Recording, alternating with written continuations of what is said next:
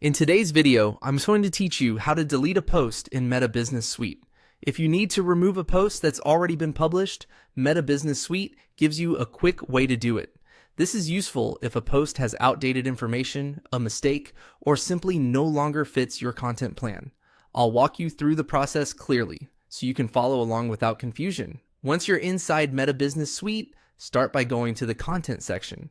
This is where your published and scheduled posts are organized, and it's the main area you'll use to manage what appears on your business page. After you click into Content, you should be able to see your available posts and content options.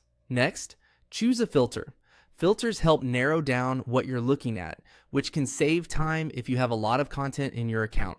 For example, this can make it easier to locate a specific published post instead of scrolling through everything manually. If you already know roughly what kind of post you're trying to remove, using a filter is a smart way to speed up the process.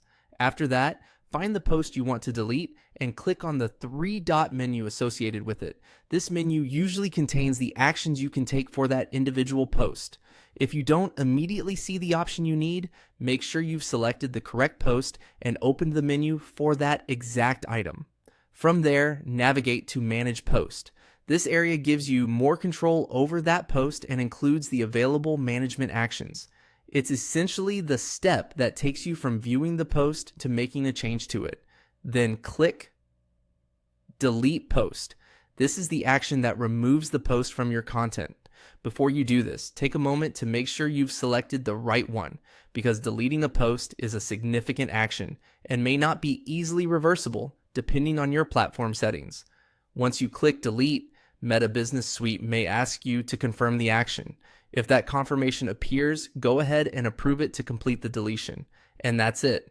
By going to Content, applying a filter, opening the three-dot menu, accessing Manage Post, and selecting Delete Post, you can quickly remove content you no longer want published. If you're managing multiple posts regularly, getting familiar with these tools can make your workflow much more efficient.